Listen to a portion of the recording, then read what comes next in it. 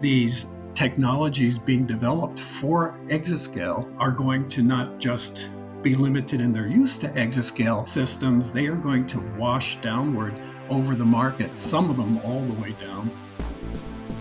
Governments around the world are recognizing more than they did that HPC is necessary not just for scientific and engineering research, but also for economic competitiveness. China is a younger market for HPC and a younger market economy. From Orion X in association with Inside HPC, this is the At HPC podcast. Join Shaheen Khan and Doug Black as they discuss supercomputing technologies and the applications, markets, and policies that shape them. Thank you for being with us.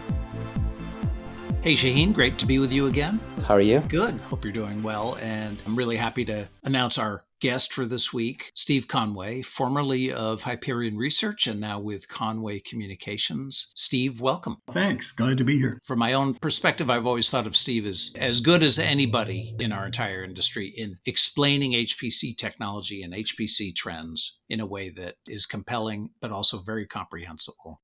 So I've had the pleasure of knowing Steve also for many years. So I was lucky enough in the, I think, early 90s it was, Steve, when It was, yeah. when we worked together at Cray. So I've learned a lot over the years in all aspects of HPC, from marketing and communication at one end to technology and market trends at another, and then tracking Steve's moves at IDC and then Hyperion Research, and now again with Conway Communications, because you've been part of that before IDC as well, right? Yeah, for 14 years, I had my own consultancy before I joined IDC. Yeah, so it's great to connect again and catch up with things. Steve, tell us a little bit about Conway Communications, if you would. Not too much to say, as it was before, one person consultancy, and I've already started again working with some government agencies and some vendors. And I loved my time at IDC and Hyperion Research, great people. But this frees me up to focus more of my time on the things that most interest and intrigue me about the HPC community and the HPC market. So, Steve, hopefully what I'm about to say qualifies in that category. But one of the things that you obviously tracked, like you said, is working with governments all around the world, not just the US, and tracking HPC from the low end all the way to the very high end. So Doug and I were talking about the RFI that the DOE issued a few months ago. And we had a wonderful chat with Horst Simon, who took us through the thought process and the actual business process. Maybe that's a place to start on your perspective on that in general, maybe a little bit of exascale and how it's impacting various things. To me, the language in that RFI that really struck me is they use the term moving away from monolithic systems and more into this distributed idea. Steve, what are your thoughts about that as far as how that reflects trends at the very leadership supercomputing, but also the broader HPC market? There are a couple of trends embedded in that. One is heterogeneity, something that a former colleague of mine and Shaheen's at Cray Research, Bill Harrod, has written a very nice influential paper about. But the fact that the problems are more heterogeneous in nature themselves, and then they're benefiting from more heterogeneous solutions, which means monolithic, one of a kind kinds of computers are probably not going to be the future. And you see that in DOE's plans too, that if you have a monolithic computer, then you're constantly having to augment and over provision for the problem at hand or under provision. It's just not efficient. So really need more modular, composable kinds of resources to handle this. The second dimension there has to do with movement from today's highly distributed computing to what you might call massively distributed computing, the kind of edge to exascale developments that we see happening, and seeing what place HPC has in that emerging digital universe. I think it's an important, though limited, role for HPC. But the emergence of edge computing really promises to reorient the whole IT environment globally, including the positions of clouds and HPC data centers as well. That's really fascinating. What sort of adjustments will that take in the minds of HPC strategists, where you're moving away from this huge thing in your data center? Well, I think the growth of edge computing is going to pull HPC into the mainstream in a serious way for I think the first time mainstream IT. I mean, because HPC has been pretty much a self-contained niche market for most of its history. And so that changes things very heavily. And those changes ripple throughout the HPC market, including things like HPC teams, say at major vendors, having suddenly to link up with their colleagues who served commercial markets. And to be able that doesn't always happen in companies. So suddenly they have to work closely together, because what needs to happen is the embracing of standards that can extend from edge to exascale, etc., for efficiencies in communication. So a lot of new things happen. And I think Shaheen, Doug, you and I were talking about this one other time recently, is the notion that these technologies being developed for exascale are going to not just be limited in their use to exascale systems. They are going to wash downward over the market, some of them all the way down, others part way down. But the mainstream IT market is going to really benefit from some of that, I think, over time. One threat here is the ever slowly but surely happening convergence between HPC and the commercial market, accelerated by the advent of AI. Do you see that, and how would you comment on that? Absolutely. And it hasn't been because HPC has so much reached down, or HPC vendors, into the commercial market. It's more that problems in the commercial market have pushed up into the HPC competency space, where they can no longer be solved efficiently only with enterprise IT servers, for example. Mm-hmm. So you do see HPC technology and HPC systems increasingly being integrated into enterprise data centers to support business operations, typically in places where decision points, where very, very fast, capable computing is needed in a pipeline. I think the customer community gets this, because they're obviously driving it and they're looking for talent and infrastructure, and that drives them to the places that you just mentioned. Do you think the vendors get that yet? Or has the vendor community caught on that HPC is a lot more aligned with AI than perhaps they thought, and maybe it should be reflected in how they're organized? I think that's going to take more time. It's a process that started and is farther along at some vendors than others. But, this really, I think it's been a dozen years since Earl Joseph, my friend and colleague at Hyperion Research, and I were approached by, SAP and SAS Institute and so forth about this issue, because they were saying, well, some of our biggest commercial customers have problems that we're concerned that we may not be able to address. So we need to learn about HPC. So those vendors, those commercial vendors, kind of were forced to confront this earlier on. And as I said, within some of the very large HPC vendors have big footprints in the commercial market too, but those folks have not historically necessarily collaborated closely with the HPC folks. More of that's going to need to happen. Right. I'm actually encouraged by what you were saying, because I was just thinking about system vendors and storage vendors. And if it's kind of permeated to enterprise software folks, like you mentioned, that really is significant and encouraging. Yeah, I agree. Yeah, as AI increasingly becomes a major competitive tool for companies, the pressure on more and more companies to bring in the HPC class capabilities is going to be there. Yeah, and it's going to be interesting how that happens, because at least I see traditional simulation and AI-based problem solving sometimes happening separately, and in commercial markets more so. But in a lot of cases, and I think over time in a lot more cases, problems will benefit from both simulation and advanced analytics or AI, whatever, tech methodologies. So it's going to be one of the things I'm most interested in of all in is tracking methodologies under the AI umbrella, how those are developing.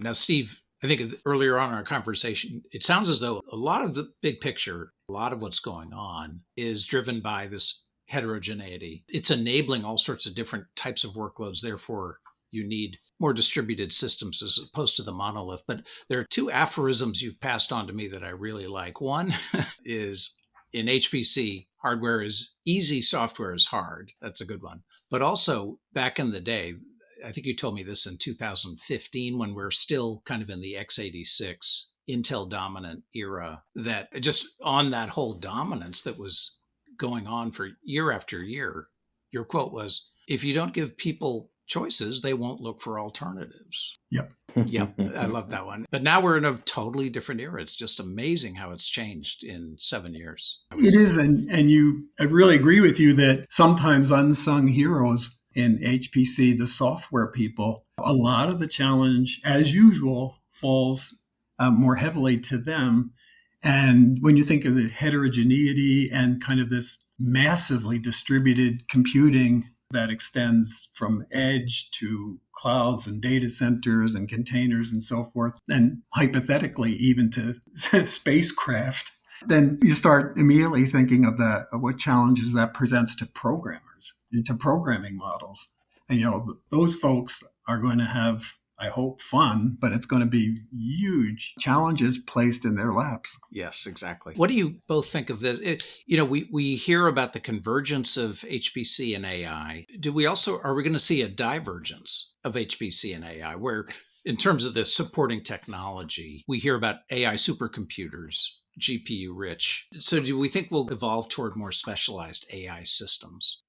My view was and continues to substantially be that, and I'm a minority, I think, that AI is a subset of HPC, that the only part of AI that is really moving the needle is deep learning, and deep learning is substantially HPC. Now, what has changed there is the lack of requirement for high precision arithmetic, and how lower precision arithmetic is doing quite fine, thank you very much.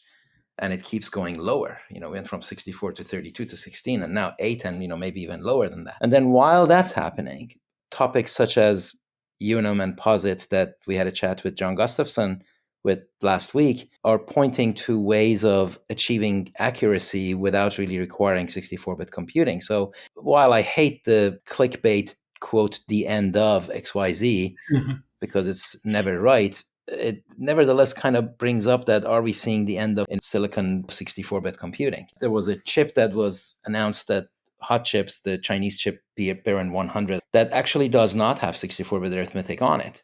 They chose to allocate those silicon budgets to other things. So that is definitely an impact on HPC. It's the first time where I see AI is like really impacting HPC in a material way, not just to get to the last mile and then I'll do the last mile with traditional HPC, which is also real. So I think in reality, they actually are impacting each other in a way that is helpful to both. But I continue to think that the fundamental operations of AI are substantially arithmetic, numerical, and therefore in the HPC domain. And when I look at the future of AI, those arithmetic operations aren't disappearing. They're actually going to grow faster than the non-arithmetic stuff. So I expect the portion of AI that is numerically intensive to actually be a larger and larger portion over time. And that impacts the fuzzy logic and the non-numerical part of AI, expert systems, and things like that, that are also necessary, but probably not the material piece. I really agree with that pretty wholeheartedly, because I see this mixed precision spectrum as part of the growing heterogeneity and as part of what's driving the need for non-monolithic systems on both the hardware and software side. I also agree with you, if I understand you right, that I see AI, which is still at an early stage, as really almost an accelerator, a function for much of HPC. Sometimes it stands alone, but a lot of times it's combined with simulation. And I think that, at least for the near term and midterm that quantum is probably going to function as an accelerator also. And it's kind of difficult to imagine, but there are people who know more about this than I do, a single compiler that can effectively combine the results of simulation, AI, and say quantum results. Make sense of all that. So I think we're going to have systems that are really fundamentally non-monolithic for a while. And I was just talking with somebody last weekend about the role of simulation, which is always interesting, and said, we're really an AI shop, but in order to refine the models to run for AI, we might have to do thousands of simulations. So simulation gets inserted into this in multiple places. And I guess all I'm saying is that simulation's role is, at least in my mind, increasing, not decreasing. Absolutely. Also, the need for synthetic data, that we all know that AI requires more data than we thought it did. And sometimes you don't have natural data. You have to have synthetic data, and that has to come through physics-based, as real as possible, simulated Yes, it data. does. And I remember in 2016 supercomputing SC conference there, I had the honor of introducing the plenary session on precision medicine. And Marty Head from Glaxo, who was then at GlaxoSmithKline, said that they had minuscule usable data compared to what they really needed at that time. And I don't think it's changed dramatically in the intervening years. Some of these domains, there may be lots of data out there, but it's not exactly usable. So a lot of them are data short, and realistic synthetic data is a huge need. And then on top of that, you've got the post-Moore's law situation, where speed is not coming from higher frequencies, but it's coming from transistor budgets and therefore architectural optimization. And now if you have killer apps that are showing up in the AI world, and they're going to be across the board, whether they're audio processing or visual or this or that inference at the edge, inference at the data center. So now you have a large number of use cases, each of which represent a relatively sizable market. So it makes sense to go and super optimize for those applications. And that's also something that we're seeing in the market with all the CPUs and accelerators that are being created to address this or that. So that leads us into a world where it is by definition not monolithic anymore. It is not only heterogeneous, but it is highly heterogeneous, and it needs to be customized.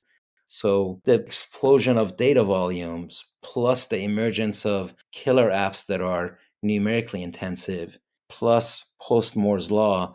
So there's a confluence of activity that is pushing us towards this massively distributed, massively heterogeneous environment. Speaking of customization, which you just raised that topic, which you're thinking on the drive toward more customizable processors like ARM, which has paid IP, or maybe a little bit later RISC-V, which is starting to build momentum with community IP. That's right. I see customization as a big trend across the board, really starting with chiplets and the menu items that you could click, boom, boom, boom, boom, and kind of build a substrate based on multiple chiplets. I think many of them will be for a fee, but they could be based on different architectures and nobody's going to care. And then you've got UCIe that will connect them together. And then you have to customize those. So I think there's a hierarchical way of customizing from chips to systems to clusters to data centers. And if you include lab equipment and edge devices that are detecting and spewing large volumes of data, then those become computers as well. My joke is that there was a time when we'd said a car is a computer on wheels.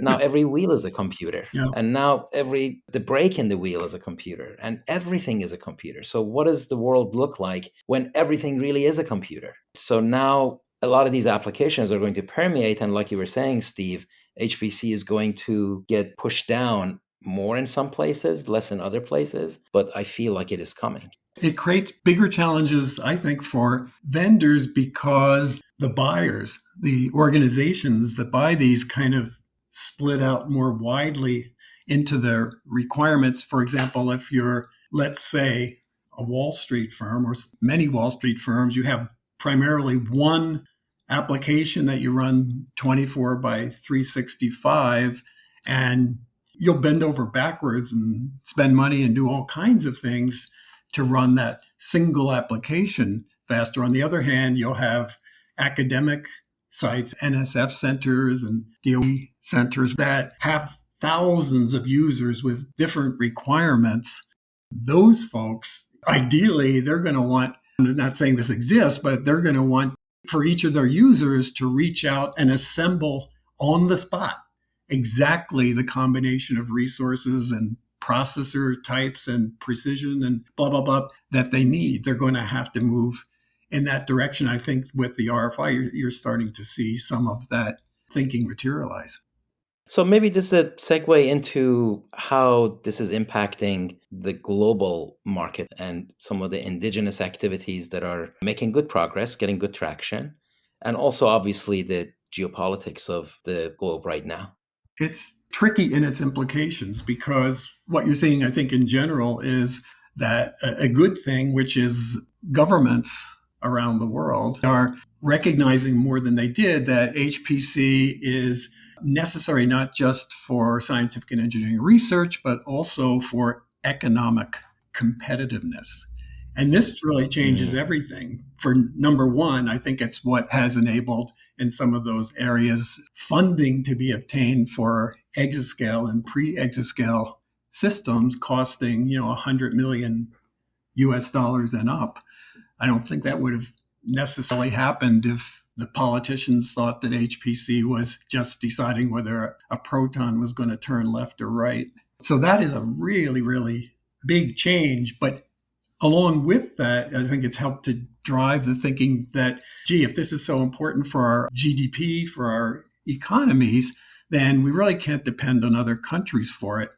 We need to develop our own HPC ecosystem here. And that is what's happening. I mean, you see that especially China and Europe, but to some extent also in Japan, which has always been a leader. And so that creates a lot of interesting questions about what happens with the global market. Do we, in the end, have a greater number of vendors and innovators serving the global market? That's a good thing. Or do people retreat behind their own fences and Europe has its market with its vendors and Asia Pacific the same and the US the same. And each of them has access to a smaller portion than today, maybe a smaller portion than the entire global market. And what does that say for, how much money is there in the divided markets? How many companies can that sustain? How much innovation and R&D investment can that sustain? There are a lot of, I think, interesting questions that get raised by these indigenous technology movements. They sure do. And one topic that keeps coming up in my mind is the scientific community for the past so many 100 years has relied on very open collaboration and sharing of partial results, etc. That has become a little bit more complicated with intellectual property and monetization of that.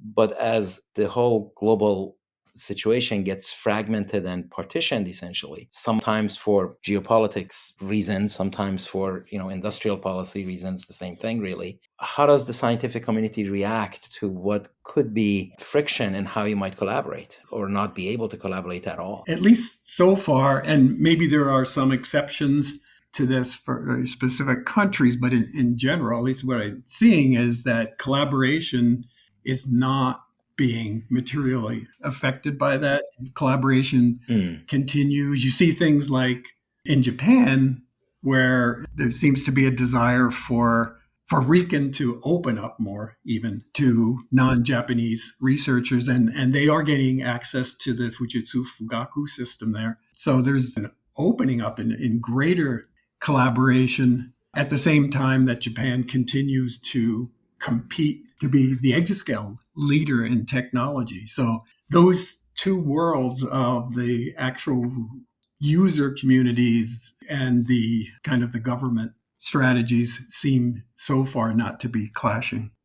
Obviously, a major geopolitical conflict is China-US. Do you see inherent advantages or disadvantages in the two systems in place? You have sort of a capitalistic, somewhat economy in China that's also with heavy state control by the regime over against our system. And in the long run, is that an advantage or not a big material advantage for the US in a technological competitive sense? I think that the funding models that we observe are clearly a little bit different. And this is highly visible in the quantum computing space, where there's a lot of activity globally. The US activity is highly driven by private money, but as well as a very non trivial amount of public money. Mm-hmm. Whereas when you go to other parts of the world, the public money is the overwhelming portion of it. And for something that is at such infancy, that may not quite matter. And you can probably see progress happening depending on who does what. But I think as the markets develop, clearly the private money gives you more flexibility to allocate the capital more efficiently. And obviously, fundamentally, centralization of priorities is a risk. If you get it right, it's awesome. If you get it wrong, you're really dead in the water. And that's why the more diverse way of allocating capital is long term more efficient. I guess I would agree with that. And part of it also is different stages of market maturity, in spite of the differences in the system, that China is a younger market for HPC and a younger market economy. It's still on a path from a controlled economy to a market economy than certainly the US or any European markets.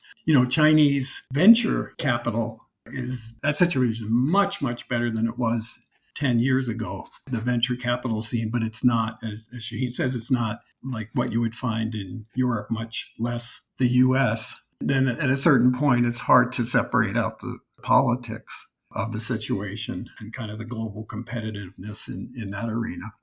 The only other point I want to make is we have this atomization and balkanization in tech in general, but especially in HPC, where heterogeneity, specialized workloads, custom, and Steve, you mentioned programming. Is this, we love the variety of hardware solutions that are out there to address the workloads needs that exist. But could this also just create such a problem in terms of on the software end and programming end, or there are other issues in satisfying those heterogeneous demands? It's definitely a complicated situation because to some extent, companies in particular, that vendors, for example, that are in the HPC market compete globally for the best and the brightest people. And so you start needing to look at, well, are they being offered in various places? And has to do with salary and living conditions and so forth. But they have to be, frankly, also in places where they can live under tolerant conditions because they can be different from the people who are living there now. So it's really a very interesting kind of moving picture, and particularly for some of the specialties that are in very short supply. I'm not sure there are enough people on planet Earth with the specialized brains and capabilities to be great algorithm developers. That's a difficult skill that countries are going to be competing, I think, more and more for. So they kind of have to, quality of life kinds of things really, I think, enter into this as well as to who's going to be forging ahead with in programming and other hardware, other aspects of hardware and software and storage development. Shaheen? I absolutely think you're right. As I've said for the past some years now, new technologies enforce the culture that they need to be successful. Yep. They do not adopt the culture, they enforce it. And my example is that if you pick up farming, it'll take you 2 or 3 seasons before you get the message that you better get up at 5 a.m. in the morning. Good. And you better go to the field and you better do it in the fall, because if you don't, you're just going to starve, right? That's good.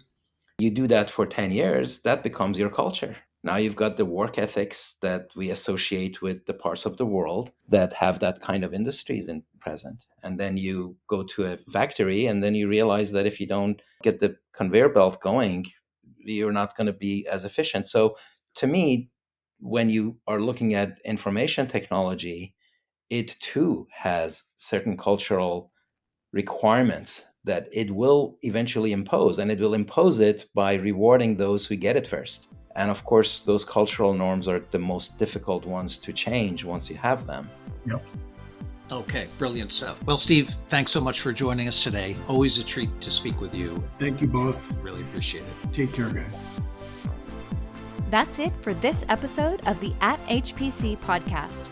Every episode is featured on InsideHPC.com and posted on OrionX.net.